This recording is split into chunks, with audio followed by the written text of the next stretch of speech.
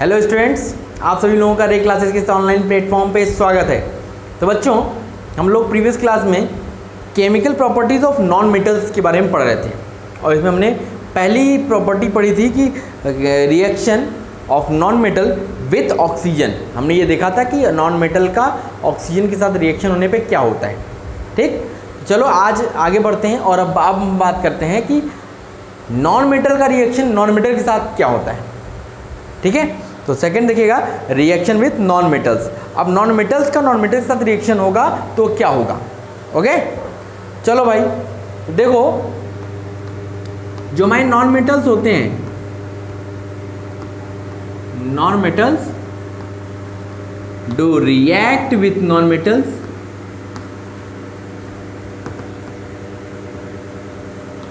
with non-metals and form covalent compounds। और क्या बनाते हैं? कोवैलेंट कंपाउंड्स बनाते हैं।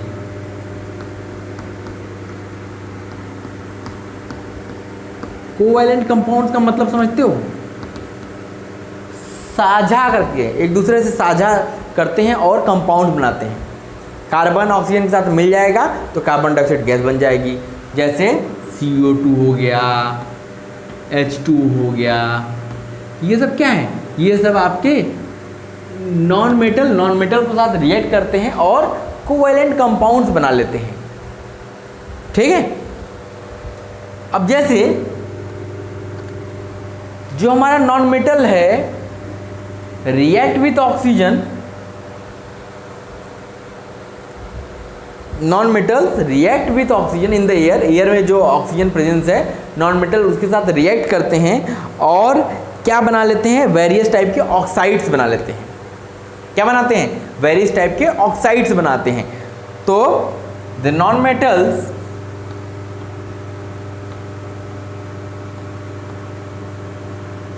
जो हमारे नॉन मेटल्स होते हैं react with oxygen in air, react with oxygen in air, air में जो ऑक्सीजन होती है उसके साथ रिएक्ट करते हैं and give various oxides, give various oxides, अलग अलग टाइप के ऑक्साइड्स देते हैं।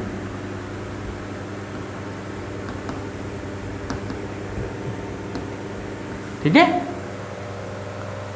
क्या देते हैं? Oxidise.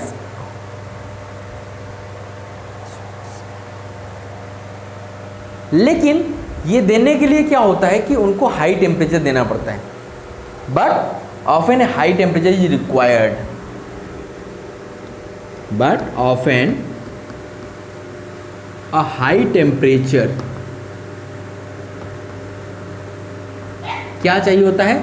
High temperature is required. लेकिन इसके लिए क्या होता है? हाई टेम्परेचर चाहिए। ठीक है, तो इसका मतलब है जैसे आपने लिया कार्बन, अब एयर की ऑक्सीजन से ये रिएक्ट करेगा और हाई टेम्परेचर पे करेगा तो क्या बना लेगा? Carbon dioxide.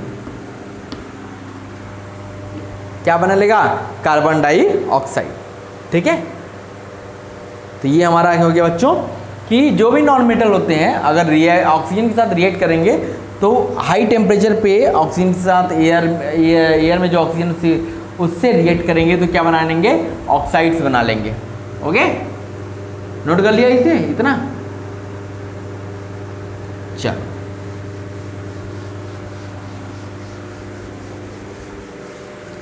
अब देखा जाए बच्चों, तो अब जैसे मान लो कि आपने रिएक्शन कराया, the reaction of nitrogen, nitrogen लिया आपने और क्या लिया? And oxygen. ठीक है, द रिएक्शन ऑफ N2NO2, तो ये क्या बना लेते हैं? N2 और O2 मिलते हैं तो नाइट्रोजन डाइऑक्साइड बना लेते हैं। gives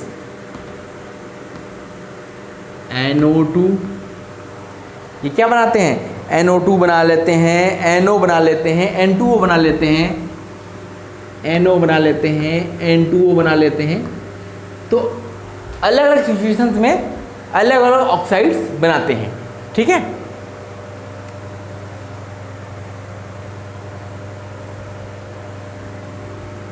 ये कब होता है? ड्यूरिंग लाइटनिंग, जब बिजली चमकती है, जब क्या होता है, बादलों में बिजली चमकती है तो ये क्या बनता है? नाइट्रोजन ऑक्सीजन रिएक्ट करके क्या क्या बना सकते हैं? Nitrogen dioxide, nitrogen oxide, N2O बना सकते हैं, ठीक है।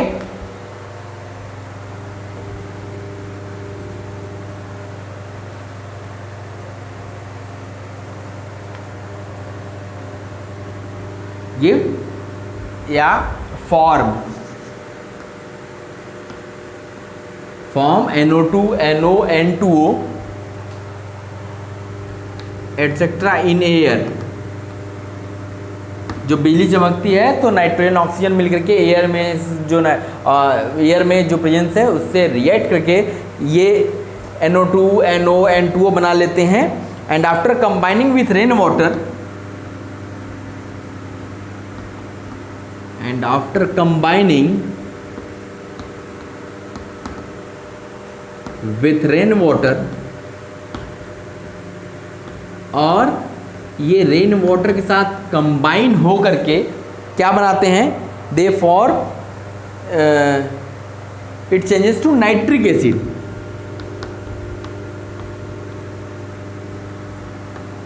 To nitric acid. देखो क्या होता है, कभी आपने सुना होगा कि जब गर्मियों के बाद जब बारिश स्टार्ट होती है, बारिश होना शुरू होती है, जब एकदम स्टार्टिंग फेज होता है तो लोगों के द्वारा ये कहा जाता है कि बारिश के पानी मत भीगना, नहीं तो क्या होगा, आपको फोड़े फुंसी हो जाएंगे। तो क्यों बोलते हैं?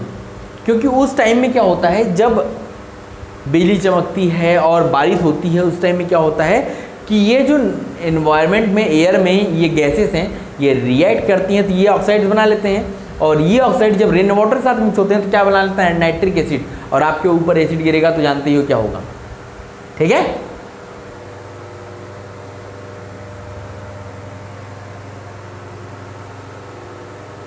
ठीक है,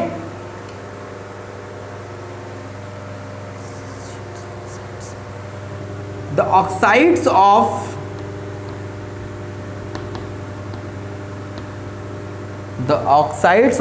non metals are all acidic. Non metals के जितने भी ऑक्साइड्स होते हैं आर ऑल, ये क्या होते हैं? एसिडिक होते हैं, सारे एसिडिक होते हैं नेचर में, ठीक है। व्हेन रिएक्टेड विथ वाटर,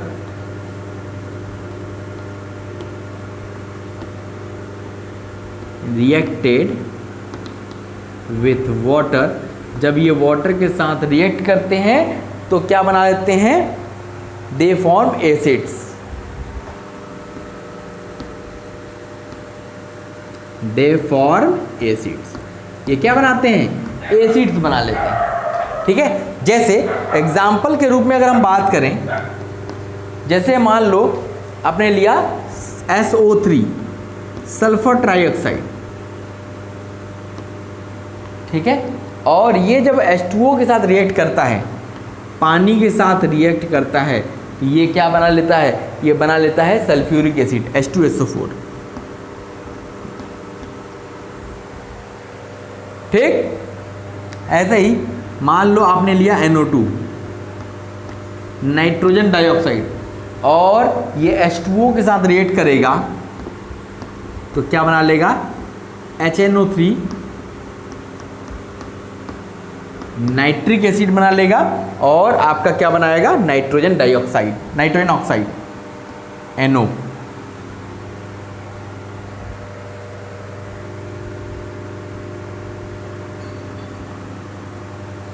ठीक है, ये क्या है? ये ऑक्साइड्स हैं और जब ये वाटर के साथ रिएक्ट करते हैं तो क्या बना लेते हैं, एसिड्स बना लेते हैं। ये भी एसिड है, ये भी एसिड है, देख ही रहे हो, ठीक है, इसको नोट कर लो बच्चों। तो ये हमारा नॉन मेटल का नॉन मेटल के साथ रिएक्शन हमने देख लिया कि नॉन मेटल का नॉन मेटल के साथ रिएक्शन होता है तो क्या होता है। ओके, चलो नोट कर लिया, इरेज किया जाए बच्चों, कंप्लीटेड। ओके, चलो अब हम बात करते हैं reaction of non metal with metals. अब नॉन मेटल का रिएक्शन हम लोग मेटल के साथ देखते हैं कि क्या होता है। तो अगला देखिएगा, reaction of non metal with metals. अब देखते हैं कि नॉन मेटल मेटल के साथ रिएक्ट करते हैं तो क्या होता है। ठीक है बच्चों,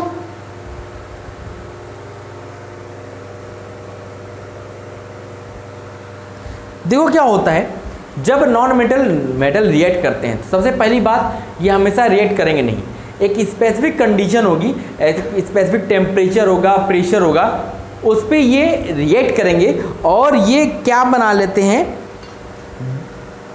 ये कंपाउंड्स बनाएंगे। वो कंपाउंड्स क्या होंगे, जनरली आयनिक होते हैं नेचर में।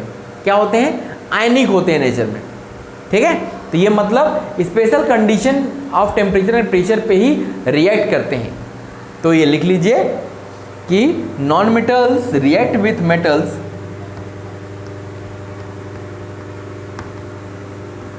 Non metals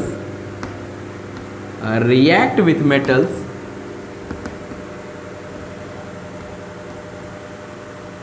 non-metals react with metals under suitable temperature and pressure condition.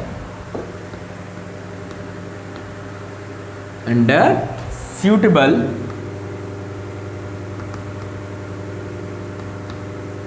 temperature and pressure condition. Temperature and pressure conditions.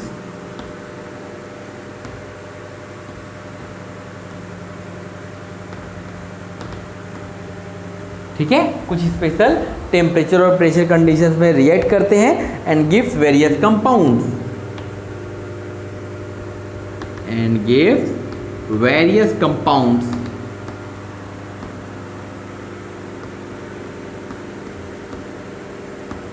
which are ionic in nature।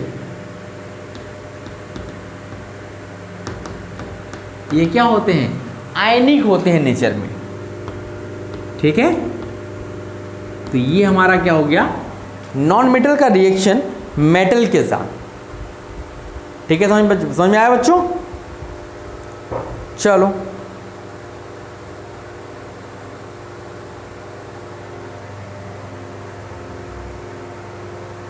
अब देखो क्या होता है, ये तो हो गया, समझ में आ गया। चलो अब देखो क्या होता है बच्चों, जो हमारे नॉन मेटल्स होते हैं, जो हमारे नॉन मेटल्स होते हैं, ये कभी भी रिएक्ट नहीं करते हैं किसके साथ, वाटर के साथ या एसिड के साथ। तो ये लिख लीजिए, नॉन मेटल्स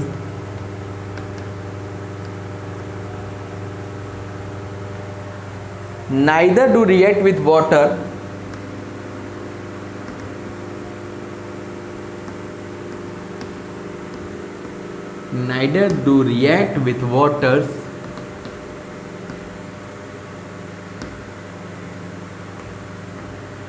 नॉर एसिड्स। न तो ये वाटर के साथ रिएक्ट करते हैं, न ही एसिड के साथ रिएक्ट करते हैं। ठीक है, ये याद रखिएगा। आपको कहीं अगर रिएक्शन दिया हो कि नॉन मेटल्स का वाटर के साथ या नॉन मेटल्स का एसिड के साथ, तो वो गलत होगा, ये याद रखिएगा। कोई भी रिएक्शन नहीं होता है। ओके, तो इसको नोट कर लो बच्चों, फिर हम लोग आगे बढ़ते हैं।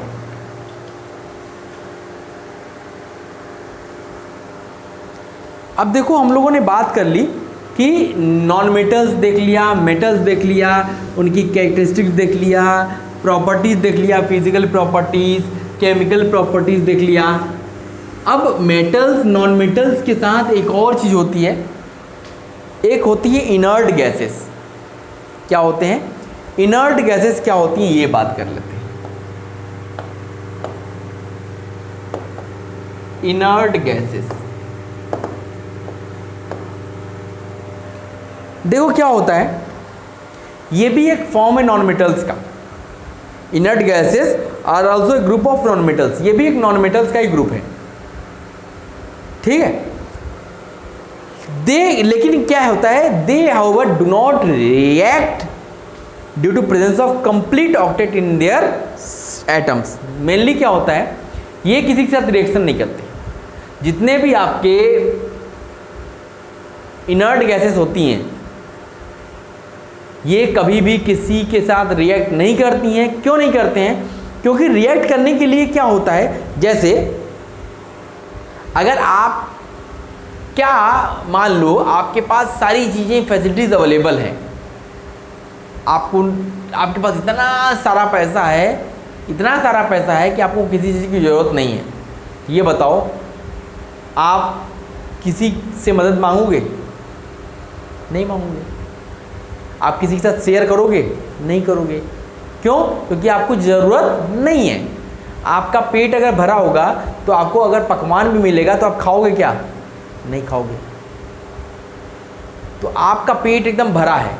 इनर्ट गैसेस वो गैसेस होती है जिनका जो आपका ऑक्टेट होता है, ऑक्टेट का मतलब होता है जो आउटर मोस्ट सेल होता है वो कंप्लीट है। वो क्या है? कंप्लीट है। उनको और कुछ नहीं चाहिए, वो भरा पड़ा है, इसलिए वो किसी के साथ कुछ नहीं करते हैं, किसी के साथ रिएक्शन नहीं करेंगे। तो रिएक्शन वो करता है जिसको क्या होता है, जिसका पेट खाली होता है तभी ना वो खाने की तरफ लालच करेगा। जिसका पेट एकदम भरा होगा तो उसके सामने अगर बहुत सारे पकवान भी रख दोगे तो उसके लिए अच्छा नहीं होगा, वो उसको अच्छा नहीं लगेगा। ठीक है, वही चीज़ ये होती है कि इनर्ट गैसेस कभी भी किसी के साथ रिएक्शन नहीं करती हैं। ठीक है, तो चलो लिखते चलें। The inert gases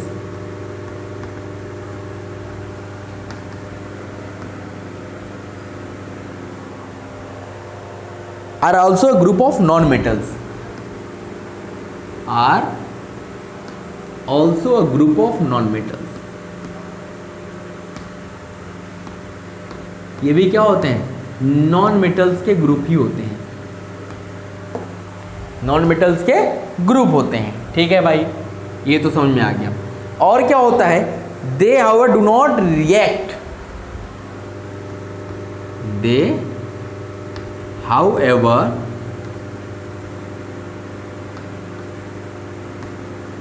do not react, ये क्या करते हैं? रिएक्ट नहीं करते हैं।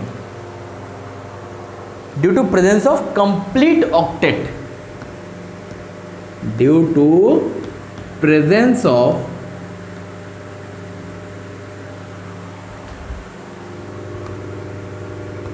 कंप्लीट ऑक्टेट,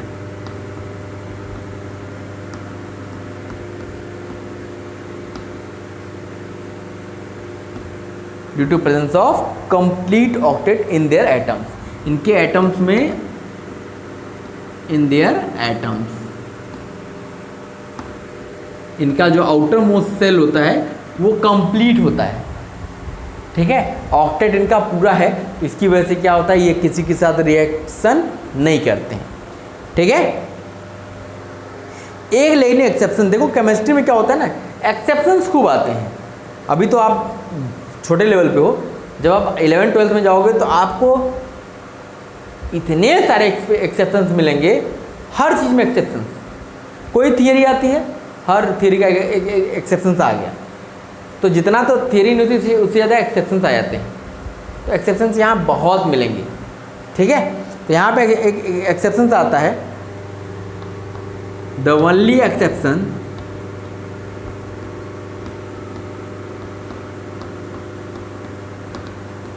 एक एक्सेप्शन आ गया, are xenon and krypton. Are xenon, XENON, इसको XN से डिनोट करते हैं, ये हमारा ज़ीनॉन है, एंड क्रिप्टन, Xe से, सॉरी जीनॉन को Xe से, एंड क्रिप्टन KRYPTON, क्रिप्टन को हम लोग दिखाते हैं KR से, ठीक है। ये एक्सेप्शंस हैं, the atoms of which in spite of having complete octet, the atoms of which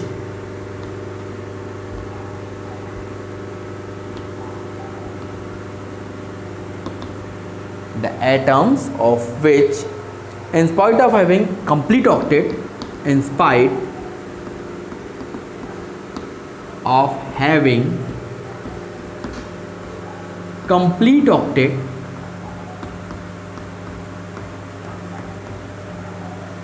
यहाँ तक कि इनका ऑक्टेट पूरा होता है, फिर भी ये क्या करते हैं, ये रिएक्ट करते हैं। कंप्लीट ऑक्टेट आर रिपोर्टेड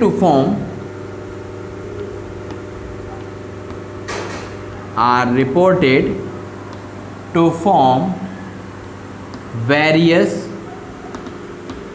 ये फॉर्म करते हैं वेरियस कंपाउंड्स, जैसे कैसे कंपाउंड, जैसे HCF4 ये बनाता है, ठीक है। इनका पूरा होता है, आउटलेट पूरा होने के बावजूद भी ये रिएक्ट करते हैं और कंपाउंड्स बनाते हैं HCF6, ये याद रखिएगा आप लोग, जैसे XeO3 और जैसे KrF2 एंड मेनी अदर्स, और बहुत सारे, ठीक है। तो आपके मैक्सिमम जो इनर्ट गैसेस होती हैं वो रिएक्ट नहीं करती हैं, वो किसी के साथ रिएक्शन नहीं करते हैं, लेकिन एक एक्सेप्शंस है जैसे जीनॉन और क्रिप्टॉन, ये दो ऐसे हैं जो जिनका कि ऑक्टेट पूरा है, आउटर मोस्ट सेल कंप्लीट है, इनका पेट भरा हुआ है, फिर भी इनको खाना चाहिए। तो फिर भी क्या करेगा, फ्लोरीन के साथ रिएक्ट करके एक कंपाउंड बनाएगा, ऑक्सीजन के साथ रिएक्ट करके एक कंपाउंड बना लेगा, Kr फ्लोरीन के साथ रिएक्ट करके एक कंपाउंड बना लेगा। तो ये सब क्या है, कंपाउंड्स बना लेते हैं, ठीक है। चलो, तो ये तो बात हो गई इनर्ट गैसेस की। तो अब हम बात करते हैं, तो मेन डिफरेंस जो होता है केमिकल रिएक्टिविटीज़ में, जो केमिकल रिएक्शंस हम लोग देखते हैं यहाँ पे, मेन डिफरेंस क्या होता है कि the metals and non metals, उनका इलेक्ट्रॉनिक कन्फिग्रेशन क्या है, क्या उनका इलेक्ट्रॉनिक कन्फिग्रेशन पे डिपेंड करता है कि वो रिएक्शन करेगा कि नहीं करेगा। जैसे अब जैसे आपने ले लिया सोडियम, ठीक, इसका एटॉमिक नंबर क्या होता है 11। अगर इसका इलेक्ट्रॉनिक कन्फिग्रेशन देखा जाए, ये आप आगे पढ़ोगे, इलेक्ट्रॉनिक कन्फिग्रेशन क्या होता है, फर्स्ट सेल में 2 इलेक्ट्रॉन, नेक्स्ट सेल में 8 इलेक्ट्रॉन, तो 10 हो गया, नेक्स्ट सेल में 1 इलेक्ट्रॉन हो गया। तो इसको यहाँ पे होना चाहिए 8, अगर इसको कंप्लीट करना है तो यहाँ पे 8 इलेक्ट्रॉन होने चाहिए। ये खाली है, तो इसका मतलब अब ये फ्री है, ये फ्री है, ये रिएक्शन कर सकता है। ये एक इलेक्ट्रॉन किसी को दे करके, शेयरिंग करके, या देगा तो आयन बना लेगा। अगर ये किसी को दान कर देगा, तो अगर ये 1 इलेक्ट्रॉन दे देगा तो ये बना लेगा Na+। लेकिन ये क्या करेगा, या तो ये जैसे दूसरा हमने ले लिया क्लोरीन, क्लोरीन का क्या होता है इलेक्ट्रॉनिक कन्फिग्रेशन 287। अब देखो क्या है, इसके पास 1 इलेक्ट्रॉन ज़्यादा है, अगर ये 1 इलेक्ट्रॉन किसी को दे देगा तो इसका ऑक्टेट पूरा हो जाएगा। तो और इसका क्या है, इसको 1 इलेक्ट्रॉन कहीं से मिल जाए, इसका ऑक्टेट पूरा हो जाएगा। तो ये दोनों क्या करते हैं, ये दोनों आपस में 1 इलेक्ट्रॉन का शेयरिंग कर लेंगे। बोलेगा भाई चलो हम लोग एक दूसरे से ले लेते हैं, तो अब ये बना लेगा NaCl, एक कंपाउंड बना लेगा। तो कंपाउंड ये तभी बनेगा जब क्या होगा, इनका आउटर मोस्ट सेल पूरा भरा नहीं होगा। भरा होगा तो कोई ज़रूरत नहीं, जैसे फ्लोरीन, ये क्या होता है 28, तो अब ये 10 है, तो इसका अब तो पेट भरा है, तो ये किसी के साथ रिएक्शन नहीं करेगा, ठीक है। तो ये याद रखिएगा, इसी को हम लोग लिख लेते हैं।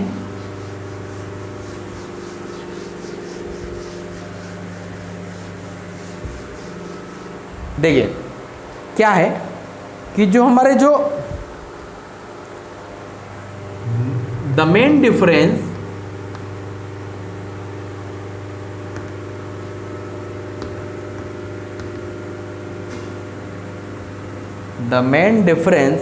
in the chemical reactivities of the metals, in the chemical reactivities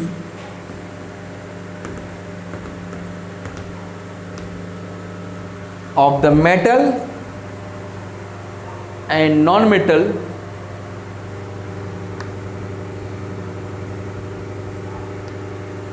metals and non-metals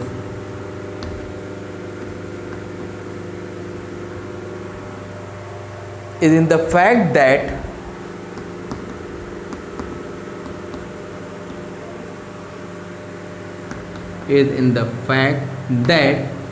the electronic configuration of the atoms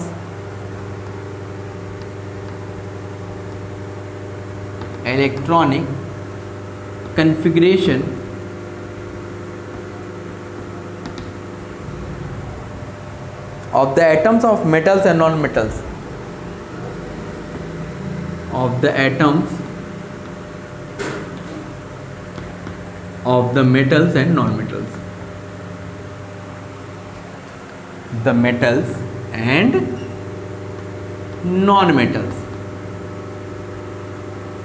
ठीक है, वो डिपेंड करेगा उनके इलेक्ट्रॉनिक कन्फिग्रेशन पे. So different valence shell configuration, so different valence cell configuration, उनका अलग अलग valence shell configuration होता है. So different valence cell configuration. While the metals have less than 4, while the metals, जो metals होते हैं उनके पास क्या होता है, have less than 4 electron, have less than 4 electron in outermost cell, 4 electron in their outermost cell.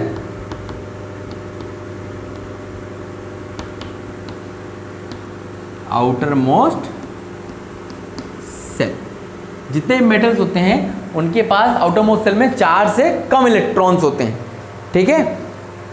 And the non metals have 4 और more than 4, and the non metals